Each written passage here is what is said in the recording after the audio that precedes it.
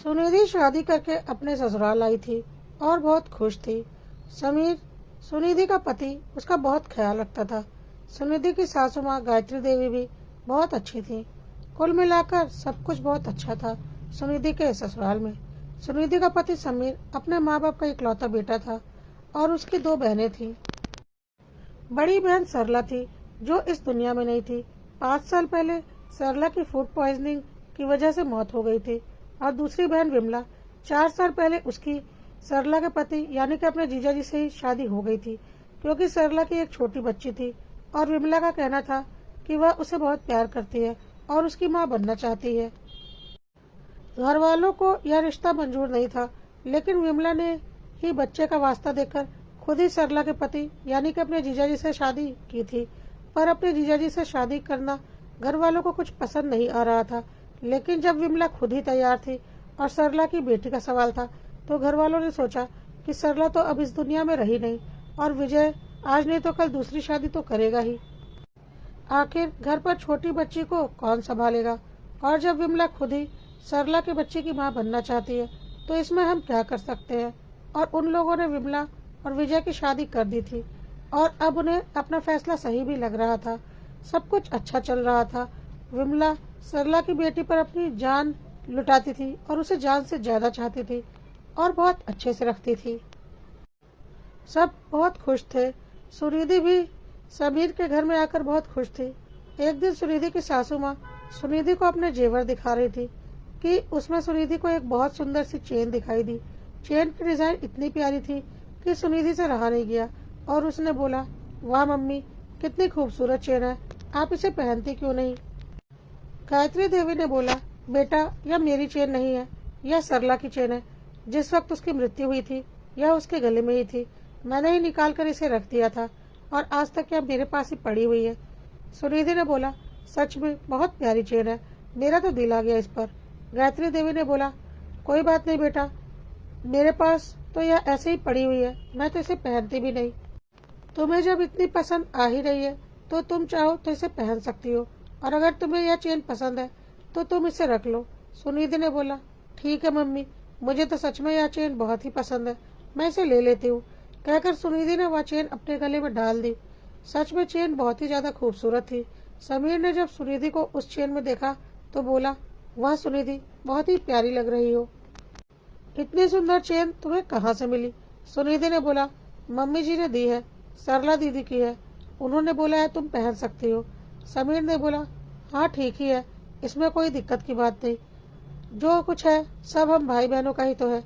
लेकिन जब से सुनिधि ने गले में वह चेन पहनी थी, उसे बहुत ही बेचैनी सी हो रही थी और अजीब अजीब से ख्याल आ रहे थे। कुछ परछाइयां सी दिख रही थी पर उसे कुछ समझ में नहीं आ रहा था और उसने वह चेन निकाल कर रख दी। सासू माँ ने देखा कि सुनिधि ने चेन निकालकर अपने ड्रेसिंग टेबल पर रख दिया है तो बोली, बेटा, तुम्हें तो यह चेन इतनी पसंद थी, तुमने इसे निकाल क्यों दी? सुनिधि ने जवाब दिया, हाँ मम्मी, चेन तो बहुत पसंद थी, पर पता नहीं क्यों जब से मैंने इसे अपने गले में डाला था मुझे बहुत घुटन सी हो रही थी, अजीब सी घबराहट हो रही थी। ऐसा लग रहा था कि जैसे कोई मेरा गला दबा रहा है, इसलिए मैंने यह चेन निकाल दिया। गायत्री देवी ने बोला, अरे ऐसा कुछ नहीं है बेटा, तुम्हारे मन का वहम है, क्योंकि सरला अब इस दुनिया में नहीं है और यह चेन सरला की है, इसलिए तुम्हें इस तरह का वहम हो रहा है, लेकिन ऐसा कुछ नहीं होता। सुनिधि ने बोला, हाँ मम्मी, बात तो आपकी सही है, और वैसे भी सरला दीदी मेरा बुरा क्यों चाहेंगी? वह तो मेरी बड़ी दीदी है, जहाँ भी होगी मुझे खुश ही देखना चाहेगी, मैं तो उनके छोटे भाई की पत्नी हूँ। गायत्री देवी ने बोला, बिल्कुल सही। सुनिधि ने बोला, हाँ, मैं अभी यह चेन पहन लेती हूँ। लेकिन फिर सुनिधि को वैसा ही महसूस होने लगा और वह घबराने लगी। उसने फिर अगले दिन चेन उतार कर रख दी। सुनिधि की सासू माँ और समीर ने जब यह देखा कि सुनिधि ने फिर से चेन उतार दी है, जबकि वह चेन उसे इतनी ज्यादा पसंद है, तो उन्होंने बोला, कोई बात नहीं बेटा, हो सकता है तुझे इसको पहनने में घबराहट हो रही होगी, मैं इसे वापस अलमारी में रख देती हूँ और ऐसी डिजाइन की नई चेन तेरे लिए बनवा दूंगी। सुनिधि ने बोला, ठीक है मम्मी जी, प्लीज आप बुरा मत मानिएगा, पता नहीं क्यों जब भी यह चेन मैं गले में डाल रही हूँ मुझे अजीब सी घुटन और बेचैनी हो रही है और ऐसा लग रहा है कि मेरी सांस रुक जाएगी। या फिर ऐसा लग रहा है कि मेरे अंदर बहुत ही भारी सी कोई शक्ति समा गई है। शरीर बिल्कुल भारी हो जा रहा है, इसलिए मैं इसे निकाल दे रही हूँ और इसे निकालने के बाद मैं बहुत हल्का महसूस कर रही हूँ। समीर और गायत्री देवी ने बोला, यह सब कुछ मन का वहम होता है, क्योंकि इंसान बहुत डरपोक होता है। जो इस दुनिया में ही नहीं रही वह तुम्हारे ऊपर कैसे हावी हो सकती है। लेकिन वहम का कोई इलाज नहीं है। कोई बात नहीं, मैं ठीक ऐसा ही चेन बनाने के लिए ज्वेलर से बोल देती हूँ। ऐसा कहकर सुनिधि की सासू माँ ने वहां से चली गई और सुनिधि भी अपने रोज के कामों में लग गई। दोपहर के वक्त सासू माँ और सुनिधि हॉल में बैठकर टीवी देख रहे थे कि एकाएक सुनिधि को फिर से अजीब सी घुटन होने लगी और वह बहुत भारी भारी सा महसूस करने लगी। सुनिधि ने घबराकर गायत्री देवी से बोला, माँ, मुझे बहुत घुटन हो रही है और बहुत ही भारी भारी महसूस हो रहा है। अभी तो मैंने चेन को पहना भी नहीं है, पता नहीं यह क्या हो रहा है। लेकिन गायत्री देवी ने जब सुनिधि की ओर देखा तो सुनिधि के गले में वह चेन थी।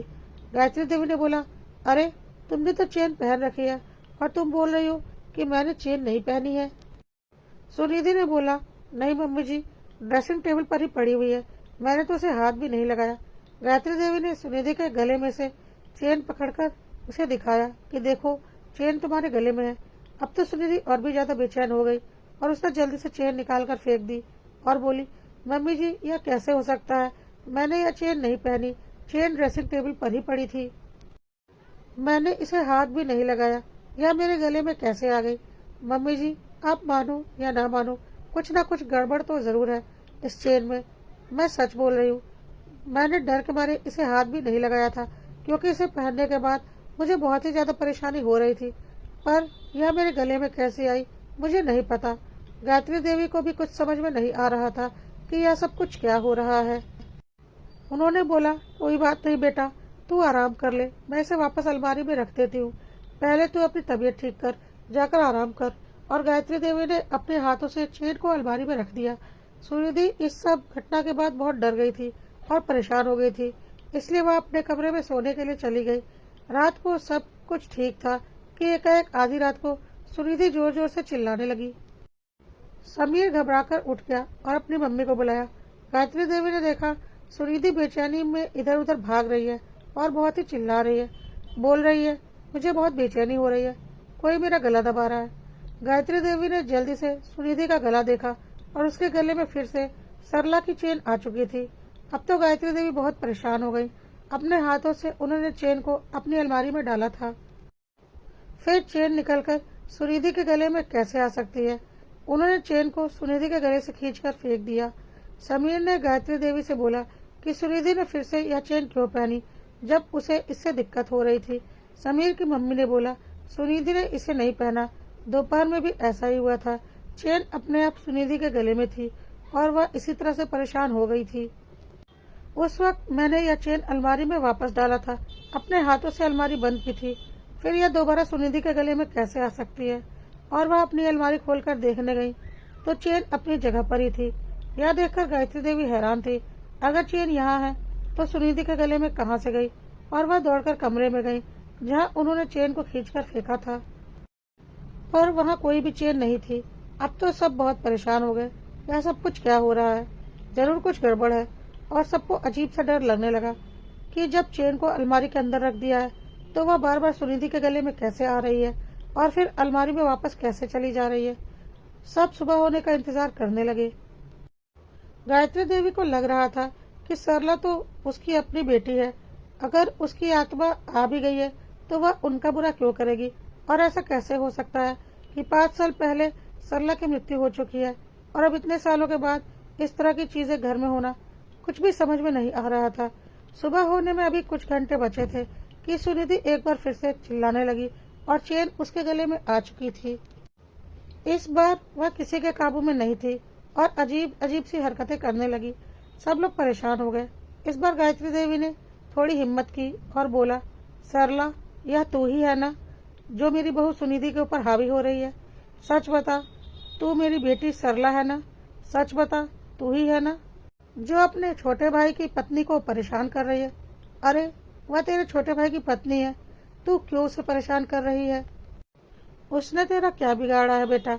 अगर कोई बात है तो मुझे बोल, अपने छोटे भाई की पत्नी की जान की दुश्मन क्यों बन गई है? ऐसा क्या हो गया है?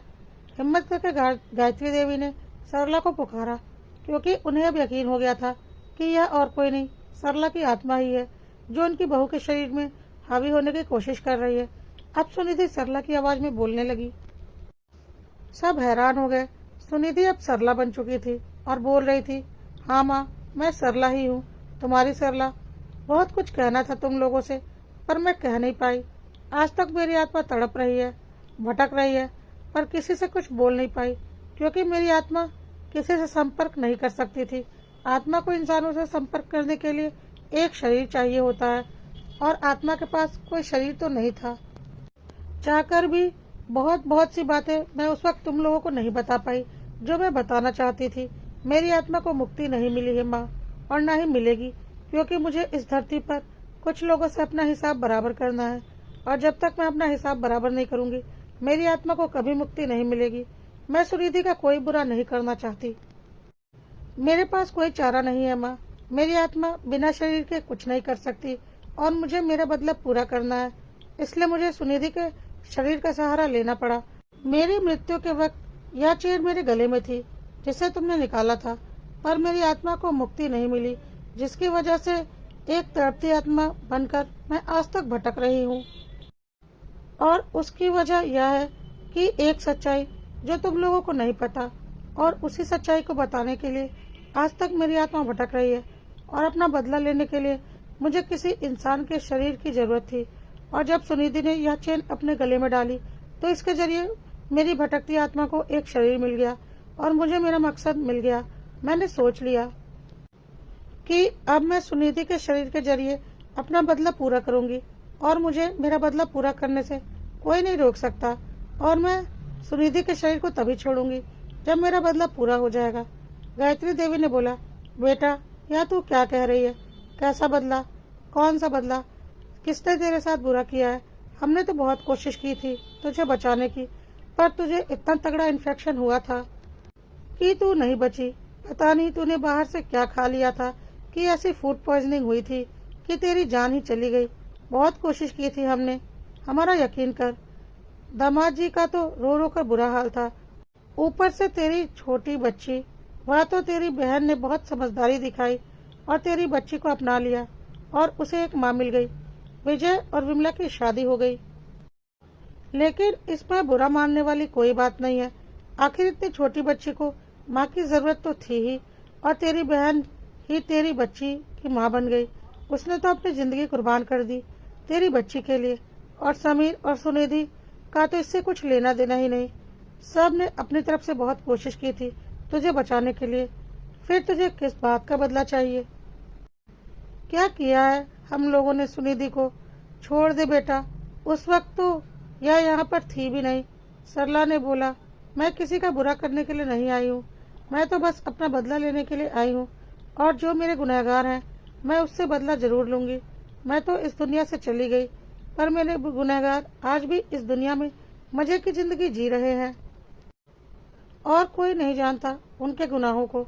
सुनिधि एकमात्र जरिया है जिसके मदद से मैं अपना बदला पूरा कर सकती हूँ, और जैसे ही मेरा बदला पूरा होगा और कुछ सच्चाई दुनिया के सामने आएगी, मैं खुद ही सुनिधि का शरीर छोड़कर चली जाऊंगी। मेरी आत्मा को मुक्ति मिल जाएगी। माँ, क्या तुम नहीं चाहती कि मेरी आत्मा को मुक्ति मिल जाए? मैं खुद बहुत तड़प रही हूँ इस तरह से भटकते हुए। मैं भी सुकून से इस दुनिया से जाना चाहती हूँ, अपनी भटकती आत्मा को मुक्त करना चाहती हूँ। मेरी मदद अब सुनिधि ही कर सकती है।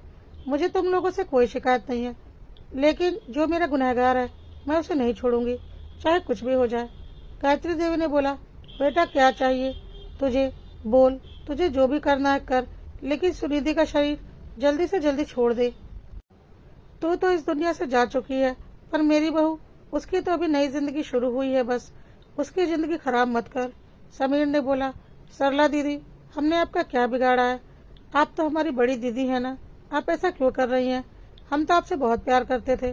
सरला ने बोला, हाँ समीर, मुझे पता है, और मैं तेरी पत्नी का कुछ भी बुरा नहीं होने दूंगी, तू चिंता मत कर।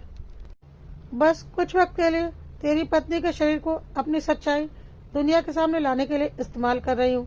वादा करती हूँ तेरी पत्नी सही सलामत तुझे लौटा दूंगी। बस मुझे कुछ घंटे का वक्त दे दे और अपनी पत्नी का शरीर दे दे। वादा करती हूँ तेरी पत्नी तुझे सही सलामत मिलेगी। समीर और उसकी माँ को कुछ भी समझ में नहीं आ रहा था और सुनिधि पूरी तरह से सरला के काबू में जा चुकी थी।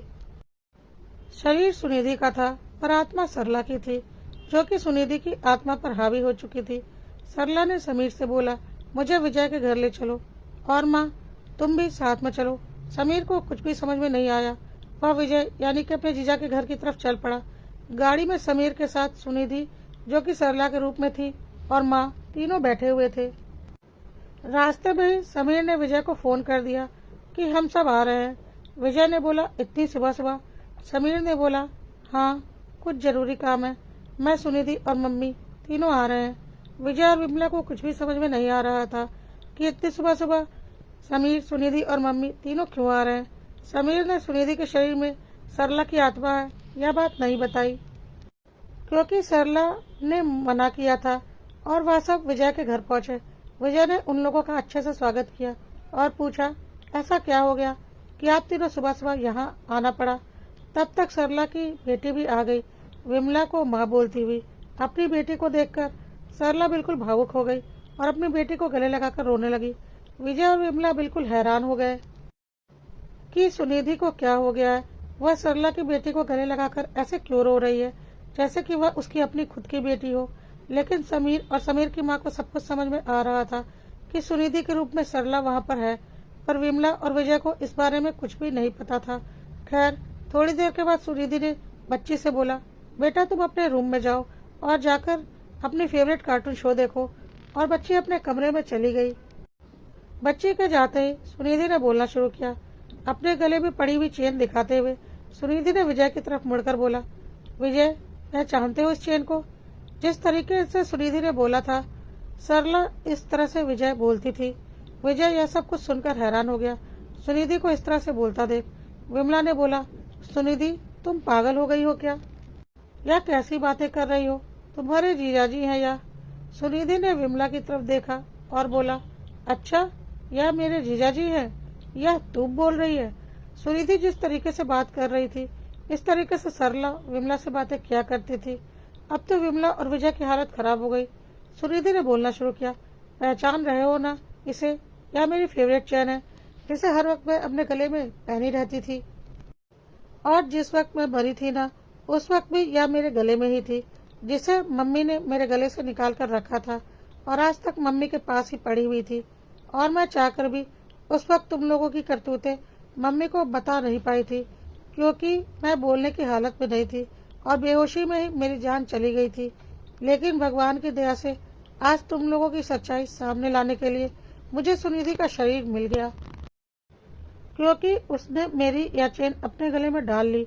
नहीं तो पता नहीं कब तक मेरी आत्मा यूं ही तड़पते हुए भटकती रहती और तुम लोग यहाँ मजे की जिंदगी जी रहे होते, मेरी जिंदगी खत्म करके। विजय को पसीने आने लगे कि यह सब क्या हो रहा है। सुनिधि ने अब आगे बोलना शुरू किया, जानती हो माँ, तुम्हारे इस दामाद और तुम्हारी इस बेटी ने क्या किया है? बहुत एहसान मानती हो ना तुम अपनी इस बेटी का, किसने तुम्हारी बेटी को माँ का प्यार देने के लिए अपने जीजा से शादी कर ली। यह सब बस इन दोनों का दिखावा है। माँ, असलियत क्या है जानना चाहती हो? अब तो गायत्री देवी और समीर दोनों हैरान हो गए, यह क्या बोल रही है। विमला ने एक बार और सुनिधि को होश में लाने की कोशिश की और बोला, पागल हो गई है क्या सुनिधि? क्या बकवास कर रही हो और यह सरला दीदी जैसी बातें क्यों कर रही हो? हमने क्या गलत किया है? समीर, जाकर इसे किसी डॉक्टर से दिखाओ। माँ, यह तो पूरी तरह से पागल हो गई है। इतना बोलना था कि सुनिधि ने एक जोर का थप्पड़ विमला को लगाया और अजीब सी आवाज में बोली, खबरदार, मैं सुनिधि नहीं सरला हूँ, समझी? और आज अगर तुम लोगों ने अपना गुनाह खुद कबूल नहीं किया तो आज तुम लोग जिंदा नहीं बचने वाले, क्योंकि आज मुझे कोई नहीं रोक सकता, कोई नहीं। इसलिए भलाई इसी में है कि अपना जुर्म कबूल कर लो, नहीं तो मरने के लिए तैयार हो जाओ। और सुनिधि ने इतना बोलने के साथ ही अपने दोनों हाथों से विमला और विजय की गर्दन पकड़कर उन्हें हवा में ऊपर उठा दिया। एक लड़की दो लोगों को एक एक हाथ से हवा में इतना ऊपर कैसे उठा सकती है? अब तो सबको पूरा यकीन हो गया था कि सुनिधि के शरीर में सरला की आत्मा आ चुकी है और विजय और विमला बहुत डर गए थे। जब मौत सामने खड़ी होती है तो अच्छे अच्छों की बोलती बंद हो जाती है। फिर विजय और विमला क्या चीज थे। उन लोगों ने बोला, सरला प्लीज हमें माफ कर दो, हम सारी सच्चाई बताने को तैयार हैं, प्लीज हमें बख्श दो। सरला ने दोनों को हवा से नीचे छोड़ दिया और दोनों धम्म से जमीन पर गिरे। सरला ने बोला, ऐसे नहीं, तुम दोनों सारी सच्चाई बताओगे, लेकिन कैमरे के सामने सारी बातों की रिकॉर्डिंग होगी और तुम दोनों अपने एक एक गुनाह कबूल करोगे। अभी भी समीर और गायत्री को कुछ भी समझ में नहीं आ रहा था। सुनिधि और सरला ने समीर से कहा, रिकॉर्डिंग शुरू करो, इन दोनों की एक एक बात अच्छे से रिकॉर्ड करो ताकि इन दोनों को अपने किए पापों की सजा देने के लिए पर्याप्त सबूत हमारे पास रहे। समीर ने वीडियो बनानी शुरू कर दी। विजय और विमला ने बोलना शुरू किया। विजय ने बोला, सरला से शादी के बाद मैं ससुराल आया जाया करता था, जहां विमला से मेरी मुलाकात होती थी और हमारे बीच हंसी मजाक होता रहता था। धीरे धीरे विमला और मेरे बीच जीजा साली का रिश्ता खत्म हो गया और प्रेमी प्रेमिका का रिश्ता बन गया। विमला ने बोला, जीजू को कब से अपने जीवन साथी के रूप में मैं देखने लगी थी, मुझे कुछ भी समझ में नहीं आया, लेकिन कुछ ही समय में ऐसा हो गया कि मैं जीजू के बिना रहने की सोच भी नहीं सकती थी और हर हाल में मुझे जीजू ही अपने पति के रूप में चाहिए थे। उस वक्त सरला दीदी की बच्ची हुई थी और वह उसमें व्यस्त रहती थी और हम दोनों करीब आते गए। घर में किसी को कुछ भी नहीं पता था, पर हम लोगों ने तय कर लिया था कि कुछ भी करके हम लोगों को एक दूसरे का जीवन साथी बनना ही है, चाहे इसके लिए हमें कुछ भी करना पड़े। और फिर हम लोगों ने एक दिमाग चलाया। विजय ने बोला, मैंने एक स्लो पॉइजन का इंतजाम किया और रोज सरला के खाने में थोड़ा थोड़ा मिलाकर इसे दे देता था। विमला ने आगे बोला, और मैं और जीजू इसी दिन के इंतजार में थे कि कब सरला दीदी धीरे धीरे जहर को खाकर मौत की तरफ चली जाएं और उनकी जगह मैं ले लूं। इसलिए मैं उनकी बच्ची के साथ भी बहुत घुली मिली रहती थी, क्योंकि मुझे ही आगे चलकर उसकी माँ जो बनना था। विजय ने बोला, अंदर से सरला का शरीर कमजोर होता जा रहा था और मैंने सोच लिया था कि किसी दिन ज्यादा डोज देकर इसका काम तमाम कर दूंगा और फूड पॉइजनिंग की बात बोलकर मामला रफा दफा कर दूंगा। मैंने अपनी इमेज इतनी अच्छी बना रखी थी कि कोई मेरे ऊपर शक नहीं करता और सरला को तो कुछ पता ही नहीं था, इसलिए वह भी कोई बयान नहीं देती। फिर विमला ने बोला, लेकिन गड़बड़ वहां पर हो गई जब एक दिन सरला दीदी ने मुझे और विजय को एक साथ कमरे में देख लिया और उन्हें समझते देर नहीं लगी कि हम दोनों के बीच एक नाजायज रिश्ता बन चुका है और उन्होंने उस दिन बहुत हंगामा मचाया। मैं उनके ही घर में थी उस दिन और यह सब बवाल हो गया।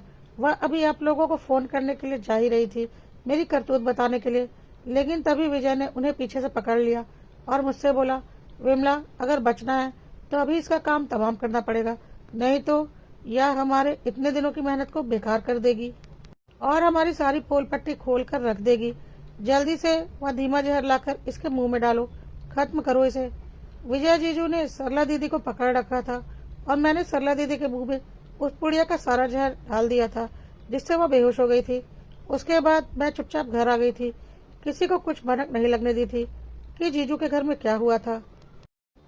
कुछ देर के बाद विजय जीजू ने फोन करके बताया कि सरला दीदी को फूड पॉइजनिंग हो गई है और अस्पताल में भर्ती करवा दिया है, लेकिन दीदी किसी को सच्चाई बता नहीं पाई और बेहोशी की हालत में उनकी जान चली गई, क्योंकि हमें पता था कि वह होश में नहीं आएंगी और जीजू ने इतना अच्छा व्यवहार और इमेज बना रखी थी कि कभी किसी को उनके ऊपर शक नहीं हुआ और कोई पुलिस केस नहीं हुआ।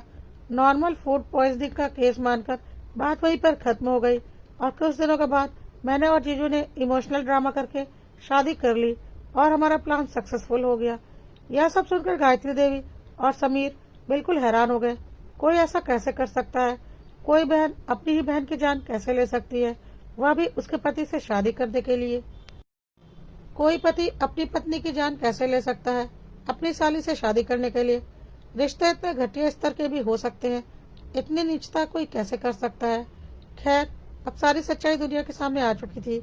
समीर ने रिकॉर्डिंग बंद कर दी और गुस्से में विजय को कई थप्पड़ लगा दिए। अब सुनिधि, जो कि सरला के रूप में थी, उसने बोला, माँ, इन दोनों को पुलिस इनके किए की सजा देगी। काफी सबूत है हमारे पास, छोड़ना मत इन दोनों को। यही असलियत बताने के लिए मेरी आत्मा आज तक भटक रही थी। माँ, मेरी बेटी का ख्याल रखना, समीर, मेरी बेटी को अपनी बेटी समझकर पालना तुम, और सुनिधि और तुम इन दोनों को इनकी असली जगह पर जरूर पहुंचाना। तुम दोनों का बहुत बहुत धन्यवाद। सुनिधि का यह एहसान मैं कभी नहीं भूलूंगी, और अब मैं कभी नहीं आऊंगी तुम्हारी पत्नी को परेशान करने के लिए। तुम्हारी पत्नी ने बहुत बड़ी कुर्बानी दी है मेरे लिए, मेरी सच्चाई सामने लाने के लिए, और मैं वादा करती हूँ दोबारा लौटकर कभी नहीं आऊंगी। मैं अब इस दुनिया से जा चुकी हूँ, और अब मेरी आत्मा भी इस दुनिया से हमेशा के लिए जा रही है, क्योंकि जो सच्चाई मैं उस वक्त नहीं बता पाई थी वह सच्चाई तुम लोगों के सामने आ चुकी है। माँ, अब मैं जा रही हूँ, मेरी बेटी का ख्याल रखना।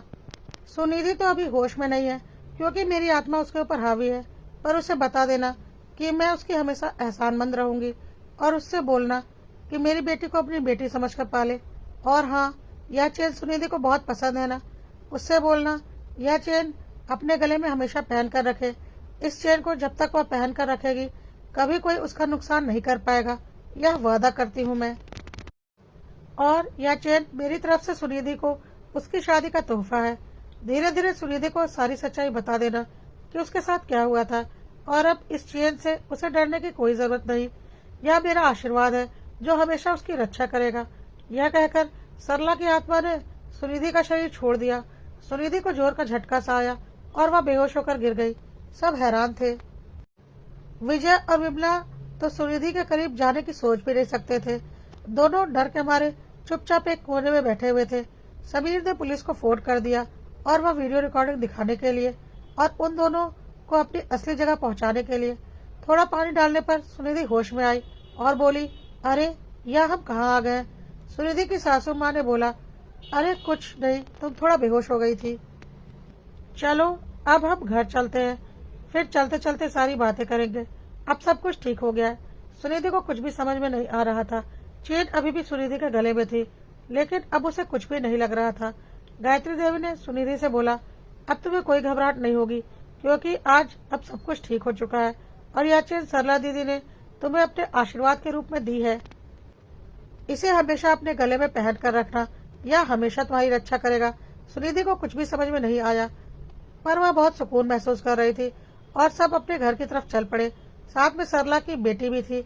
विजय और विमला अपनी असली जगह पर पहुंच चुके थे, और रास्ते में समीर ने सुनिधि को सारे कुछ सच्चाई बता दी कि क्या कुछ हुआ था। और सुनिधि ने बोला, अच्छा हुआ जो सरला दीदी को उनका इंसाफ मिल गया। कम से कम अब उनकी आत्मा सुकून से इस दुनिया से जा तो सकेगी। और सबने राहत की सांस ली।